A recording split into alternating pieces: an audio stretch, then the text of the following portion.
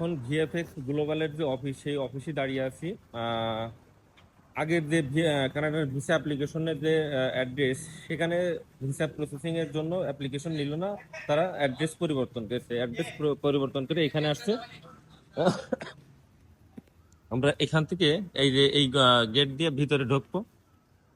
তারপর আপনার ডকুমেন্ট দেখানোর পরে, এই যে এই ব্যক্তি যেভাবে ভিতরে ঢুকছে, ডকুমেন্ট দেখানোর পরে আপনার একটা কার্ড দিবে। ওই কার্ড নিয়ে আপনি ভিতরে প্রবেশ করবেন।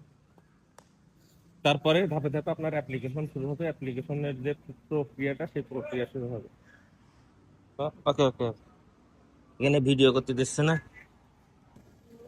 আমার পেছনে যে বিল্ডিংটা দেখছেন, এই বিল্ডিং এ আর কি ভিএফএক্স এর যে অফিস, গ্লোবাল ভিএফএক্স এর যে অফিস মালয়েশিয়ায়, ওখানে আমি ভিএফএক্স দিলাম। এই যে আমার ভিএফএক্স কমপ্লিট হয়ে গেছে, আমার রিসিপ্ট দিয়েছে এবং আমার কিছু ডকুমেন্ট ওরা আবার ফেরত দিয়েছে, এটা স্টিকার। ভিএফএক্স এর জন্য আপনার আছে যেরকম কানাডা ভিসা অ্যাপ্লিকেশন। যদি আপনি আপনি কানাডার জন্য করেন, তাহলে আপনার আছে প্রথমে আপনার দেখবে যে, মানে আপনি গুগলে যখন অফিসে গুগলে গ্রাফ নিয়ে যখন অফিসে আসবেন, তখন ভুল তথ্যই যাইতে পারেন। এখানে আপনার আছে অ্যাপয়েন্টমেন্টে লেটার, যে অ্যাপয়েন্টমেন্ট লেটার, এখানে কিন্তু আপনার কোন অফিসে এবং কোথায় যাবেন সেগুলো লেখা থাকে, উল্লেখ করা থাকে অ্যাপয়েন্টমেন্ট। এখানে আসার পরে আপনি ভিতরে ঢুকবেন। ভিতরে ঢোকার পরে আপনার টোকেন দেবে। সেই টোকেন অনুযায়ী সিরিয়ালে ডাক দেবে। ওখানে আপনার পাসপোর্ট রেখে দেবে। পাসপোর্ট রেখে দেওয়ার পরে ওরা ওদের ভিতরের যে কাজগুলো করবে, তারপরে আর একটা টোকেনে আপনার ডাক দিবে যে আপনি ফিঙ্গার দেওয়ার জন্য। ফিঙ্গারে আপনার ওরা ছবি তুলে নেবে, আপনার 10 আঙ্গুলের ছাপ নিবে। ঠিক আছে, তারপরে হাতটাও এরকম নাড়াইতে বলবে, বিভিন্ন রকম ইনস্ট্রাকশন ওরা দিয়ে দেবে। দেওয়ার পরে আপনার আছে এরকম একটা রিসিপ্ট দিবে, এরকম লম্বা। ঠিক আছে, রিসিপ্ট দেওয়ার পরে আপনার এই রিসিপ্ট নিয়ে চলে আসবেন। আপনার পরবর্তী নির্দেশনা দেবে যে কবে আপনি পাসপোর্ট নিয়ে আসবেন। ওরা আরেকটা মেইল করবে যে কবে আপনি পাসপোর্ট নিয়ে আসবেন। ওটার জন্য কোনো অ্যাপয়েন্টমেন্ট নেওয়া লাগবে না, ওরা মেইল করবে। সেই মেইল করার পরে আপনি আসে এম্বাসিতে, এই যে ভিএফএক্স এর যে অফিসে চলে আসবেন, আপনার পাসপোর্ট নিয়ে আসবেন।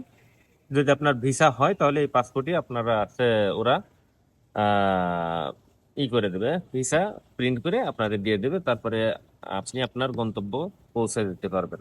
ঠিক আছে, তো ভিডিওটা যদি ভালো লাগে অবশ্যই লাইক, কমেন্ট ও শেয়ার করবেন।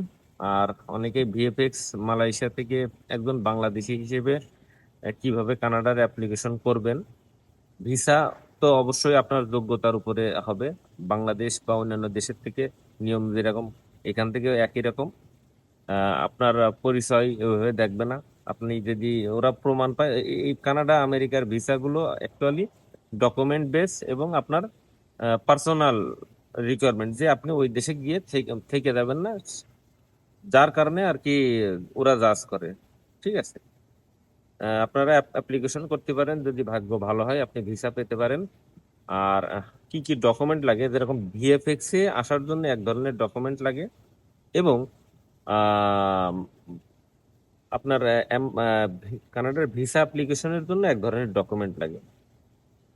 তো সবকিছু বলতে মনে হয় বোঝাইতে সক্ষম হয়েছি। আর যদি আপনারা কিছু এক্সট্রা তথ্য জানতে চান, আমি আপনাকে দিতে পারি। আর এখানে মূলত এখানে ভিডিও করা যাচ্ছে না, কারণ সিকিউরিটি গার্ডের জাল আছে, এখানে ভিডিও করতে দিচ্ছে না। আমি রুমে গিয়ে ধাপে ধাপে আপনাদের সব ডকুমেন্ট আমি আপনাদেরকে শেয়ার করার চেষ্টা করব। আর সবথেকে বড় বিষয় হচ্ছে যে এখানে যে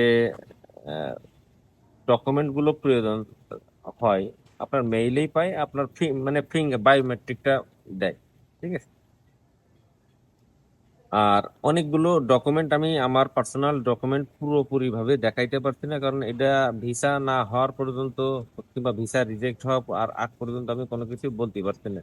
সবকিছু যখন ক্লিয়ার হয়ে যাবে, তারপর আপনাদের প্রপার ডকুমেন্ট দেখাবো নিরাপত্তার স্বার্থে।